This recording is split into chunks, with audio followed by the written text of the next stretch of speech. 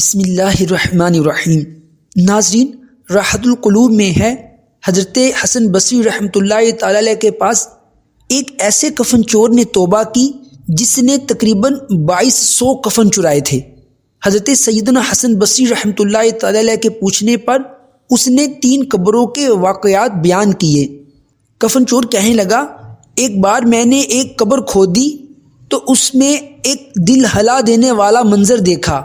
کیا دیکھتا ہوں کہ مردے کا چہرہ سیاہ ہے، ہاتھ پاؤں میں آگ کی زنجیریں ہیں اور اس کے منہ سے خون اور پیپ جاری ہے، نیز اس قدر بدبو آ رہی تھی کہ دماغ پھٹا جا رہا تھا۔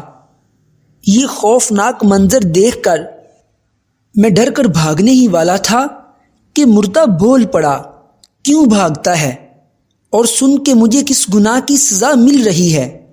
میں مردے کی پکار سن کر ٹھٹک کر کھڑا ہو گیا اور تمام ہمت اکٹھی کر کے قبر کے قریب گیا، اور جب اندر جھانک کر دیکھا تو عذاب کے فرشتے اس کی گردن میں آگ کی زنجیریں باندھے بیٹھے تھے۔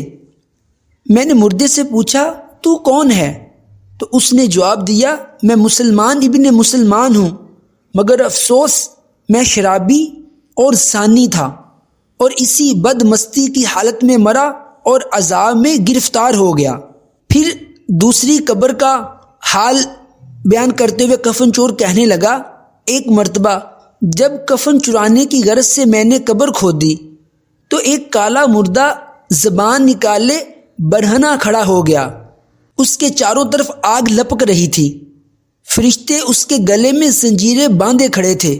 اس شخص نے مجھے دیکھتے ہی پکارا، بھائی میں سخت پیاسا ہوں، مجھے تھوڑا سا پانی پلا دو۔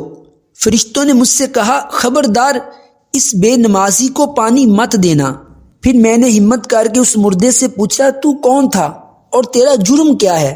اس نے جواب دیا، میں مسلمان تھا، مگر افسوس میں نے اللہ تبارک و تعالیٰ کی بہت نافرمانیاں کی ہیں اور میری طرح بہت سے لوگ عذاب میں گرفتار ہیں۔ پھر تیسری قبر کا حال بیان کرتے ہوئے وہ کفن چور کہنے لگا، اسی طرح ایک دفعہ میں نے ایک قبر کھودی تو قبر کو اندر سے بہت وسیع پایا اور ایک نہایت ہی خوشنما باغ اس قبر کے اندر دیکھا جس میں نہریں بہہ رہی تھی، اور ایک حسین و جمیل نوجوان اس باغ میں مزے لوٹ رہا ہے۔ میں نے اس نوجوان سے پوچھا، تجھے کس عمل کے سبب یہ انعام ملا؟